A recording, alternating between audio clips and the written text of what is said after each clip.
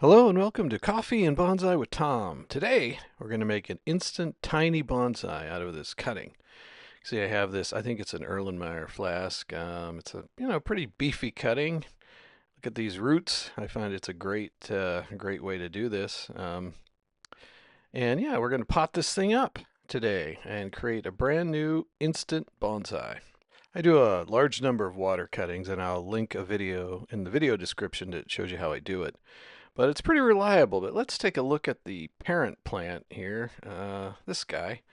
I basically cut off, I don't know, one of these one of these wounds, maybe this one, and or that one, and just dropped it straight into the water. And I guess it's been about a month. You just keep it warm, and it will put out lots of roots. And I just let them go, and then before you know it, you're ready to pot up your cutting.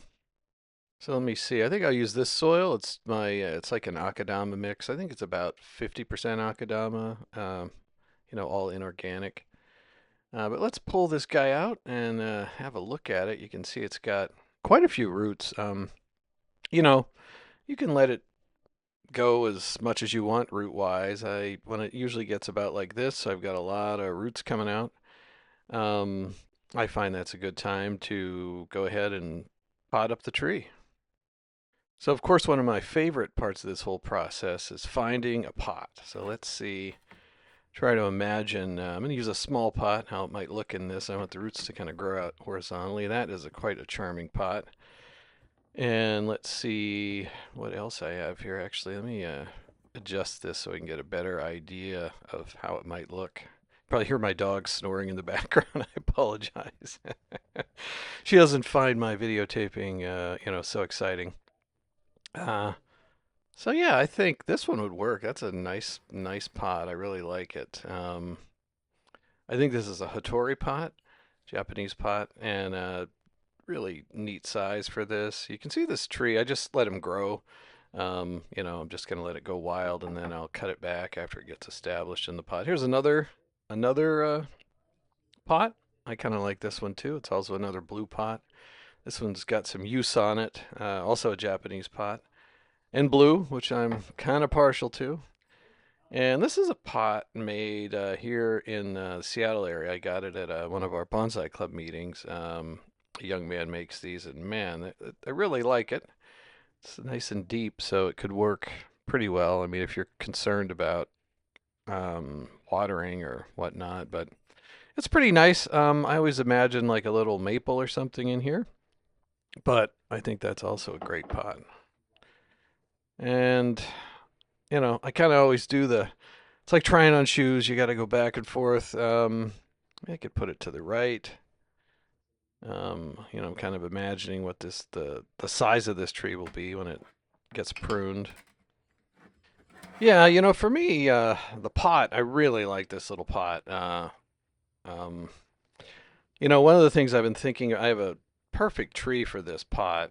So I'm kind of reluctant to use that. I mean, this one also looks good. I think I like the one with the more subtle lines. This one a bit better. Yeah, that's a really nice little pot.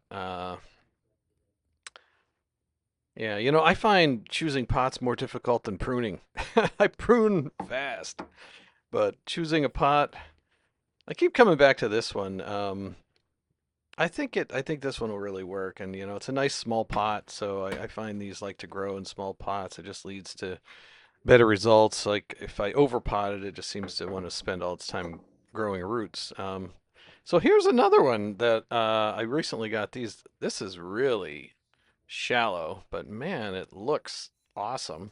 Um, it looks great. I think I might want to wait until I get some more roots going there. And I've got another one here. This is sort of another Chinese pot, kind of an inexpensive Chinese pot, but it's older. I love these old pots, and I think that one's a bit too big. Let's see. So let me look at the final two candidates one more time here. Just seeing if I have anything else, but yeah, I think I think this one is going to do the job. And let me just look one last time. I really, really like this one, but like I said, I feel like I've got another tree that I want to put that one in. And so we're going to go with this more rectangular shape. And so we will prepare the pot. I don't always show this, but I had some folks asking about it recently. So I'm going to show you how I do the whole 9 yards here. So let me get some drainage screen. And I like to use this stuff that I get. I think from Michael's. My wife actually told me about this. You go in there. It's kind of fun because they've got any color you can imagine. It's like a hobby store, and it works really well. Like this one's a little softer and more flexible than some of the other screening that you buy or I've used in the past. But I mean, I've had it in pots for many years, and it holds up. And sometimes a splash of color in life is just what you need. I kind of like this hot orange. It does kind of fade over time, and then so I just take a little bit of wire. For these tiny pots, I don't. I just want something to hold it in place. I mean, the soil's going to hold the screen in place as well, but and I just kind of bend it like that to the point where it goes, just inside the drainage hole. And of course, there's a million ways to do this. Everybody does it differently, but I've had zero problems with this way for many, many years. And then I just stick that little stamp in through about the middle of that and push it through the hole and just flatten out the tabs. I call it the tabs on the bottom. And yeah, I find that holds it quite securely. Oh, there we've got, I think there was a stamp or of some sort on the other side.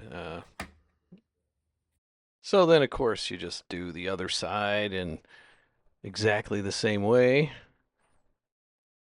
And before you know it, you've got your drainage holes in there. And I know some people don't wire it in, but I don't know, just for peace of mind, I sort of like it in there. And, it's just a teeny bit of wire. So the next thing I want to put in is a wire I'm going to wire this large cutting into the pot because I just like to keep it secure. And similar to how I did the drainage, I just kind of put the pot upside down, bend the wire to the right length, and then just kind of shove it through the holes in the bottom, uh, like this. And then you've got your tie down wires. And again, there's lots of ways to do this. A lot of pots have holes in them, which makes it a bit easier. And if they do have holes, I just go ahead and use the holes. But this one and many tiny, tiny pots like this don't. So I think we're going to use this as the front. It's got more patina and it doesn't have that little stamp on it. And the next thing I like to do is, get the tree and, hey, where am I going to put it in the pot? Is it going to go right in the center? I tend to go off to the left or right, and to be honest, mostly off to the right. And this tree doesn't have any surface roots yet. Although it looks like we've got a lot of radial stuff coming out there, so I think it's well on its way. But I'm not going to get too hung up on the exact placement. I just want it to look nice, and you sort of pick a front. And, I find it's easiest just to stick it directly in the pot and kind of move it around here until, a light bulb goes off in your head and you go, that's what I want. And then you go with it. And it's really kind of that simple. Yeah, you sort of, so I'm going to put it slightly off to the right, and I think I'm just going to bend this over and twist it. Now, you wouldn't do this with a huge tree, but this one's not going to require too much support. But yeah, I think the best way to, just try it out. There's all kinds of theories on pot shape, size, color. I don't know. I've really found just putting the tree in the pot is really the best way to make the decision. I've tried some that I was sure wouldn't work. They were just perfect. So that's my recommendation. And at least 3 pots and rotate it around. I'm gonna just dump some soil in here, create a mound, and just pick what you like. And you know, I've always been happy with the decision. So I've got my little brass gardening spoon here, and I think the pot is just about ready. Now I'm going to take a look, and I think I'm going to prune these roots a bit because they're kind of long, and I haven't found that to be a problem with rotting or anything. So I'm just going to snip this off so I can get it. I don't want the roots kind of bending out to the sides. I'm going to prune them to the point where they can just go straight out and get a nice healthy start in life. And just kind of take a look at them. I'm going to try to splay them out as I put the cutting in the pot. You want to be really careful because these are pretty delicate, and they can break off pretty easily. So you want to handle it with kid gloves, as they say. And I try to hold on to the tree, and now I will just gently wire it in to hold it in place. And then we will continue on with the putting the bonsai soil in. This is actually the hardest part because you're basically just holding this thing up sort of in midair with a little bit of bonsai soil under it. So I think that's pretty good. Now I want to gently place these roots, and I want to do a couple things. I want to get them going radially straight out from the trunk, so kind of, straight out. And then I also want to, I want to have them kind of going downward, right? I don't want these roots to be perfectly horizontal. I want them to grow kind of, out from the base and then downward. Let me just take a look at how the placement. Yeah, that looks good. And so I kind of go around, and of course you want to get the leaning left and right. You want the tree leaning slightly forward in the pot, which this one naturally does. And then, just be really gentle with these roots. And I sort of am digging out a little bit of soil to kind of get them to go down as I get them started off in the right direction here. And yeah, just it's a very delicate. I can't really stress enough how delicate these roots are. And if you just break one off, just take it out. These trees are very, very hardy. And in actual fact, I could probably plant this with no roots at all, but I found that I've had really, really good success. I don't think I've ever had a water cutting not take. And then starting them out like that and then putting them in here, it's just faster. Like this thing will just be creating roots and growing like a weed, assuming you give it heat and water and good conditions. I find that's the greatest variable in the cutting. You really want to keep it warm. Like, where I keep it, it's about 80 degrees in the daytime. It's on a shelf, and it kind of gets this base heat, and they just love that. So I'm going to put some more soil in here. Mound it up. You want to be real generous in the beginning so those roots have lots of coverage and a good stable environment to get started in and to grow. So I'll just be scooping some more soil in, and you just sort of want to get the tree a bit more stable in there. And don't push too hard. There's not a lot of roots here to begin with, and they're not very strong yet. So there's not really going to be any air pockets in here. So you don't have to worry about that. I just kind of gently tamp it down.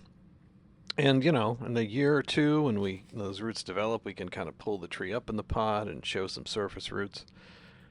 But now we don't have any, so it'll just be kind of a stick, a cute little chunky stick in a pot, and look at it. I mean, I really like how you get this instant bonsai. It's kind of especially if you put it in a small pot. Just adjusting it a bit here. I'm going to move this wire to kind of get it just where I want it. But yeah, you get a pretty charming result right away. Now I don't prune mine. I just want to let them grow wild and really get established in here. And I found that these, well, jades in general, like, they can really use these leaves to help them grow roots and I've just had much better results, like keeping as much foliage on as possible, even if there are no roots, and then just letting it grow. I mean, I know most um, species you use for bonsai are not like that. You want to cut the leaves so the roots don't have so much work to do, but I've not found that to be the case with these. And look at that, pretty charming, and I think it'll just get more so as it grows. I am still not completely happy with the stability, so I am going to put some rocks in here. Let me just find some. Yeah, I think I'll just steal some off of another tree that doesn't need them anymore. Um, yeah, so these are not very interesting rocks, but it's okay. They're not going to be in here very long. Um, this thing will grow roots like crazy. Let me find one more. I find 3 is just the perfect number. It holds it in place really nicely. Let me, and I think this one will work just fine.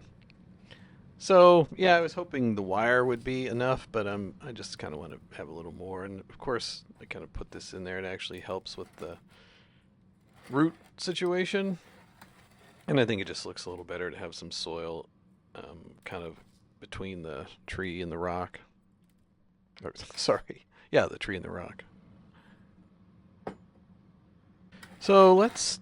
I want to do a victory lap. I'll just put it on here because it's a nice small pot, and I don't have to grab my turntable. Let me just get the camera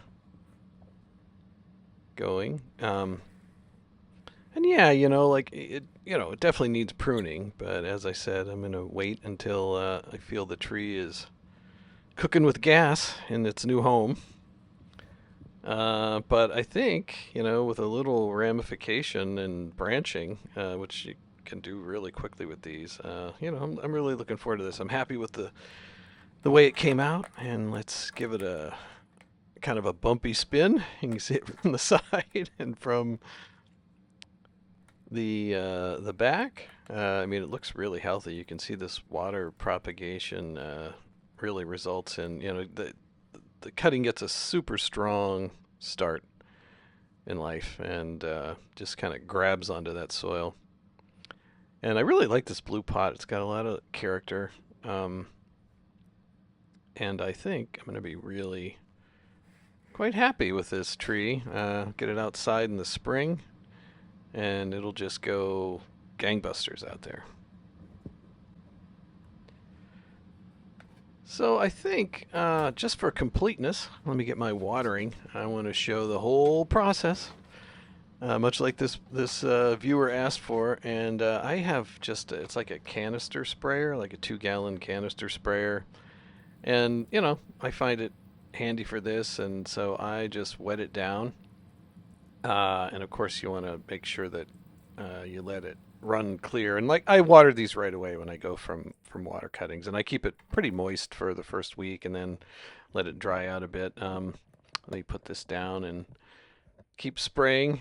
But I think a good thought for the day as we're winding up here is, with Portulacaria Afra, hey, water propagation is your friend. I found it to be so helpful and fast and effective, and really gets even kind of chunky cuttings like this off to a great start in life. So I highly recommend it. I haven't done it much with like Crassula ovata, regular jade, because I find those root, at least for me, even better than Portulacaria Afra does. So I just stick them in soil, and there we get some water running. You can see it's getting a little clearer, and just keep going till you'd almost let your dog drink it. You wanna have see no kind of brown coming out of there, and or at least you wouldn't be concerned if your dog lapped up a bit of it, and that is starting to get clear. But yeah, water propagation, and like I said, check the video description, and I'll put a link. And in fact, I have a playlist that deals with all kinds of water propagation issues and plants, projects I've done, so you can check that out. And yeah, you want to be really generous on this first watering because this soil is pretty dry. And there we go. I'm super happy with this result. I think it'll be great. Now I just put this right under my LED lights, and then business as usual, so it goes right on the shelf. If I were to put this outdoors, might want to give it sun, but kind of partial shade. I think that's a good way to go. And that's a wrap for today. Try your own cuttings. It's a lot of fun. I find it very rewarding, and you get some nice small specimens. And with that, I want to thank you for spending time with me, and I look forward to seeing you all again very, very soon.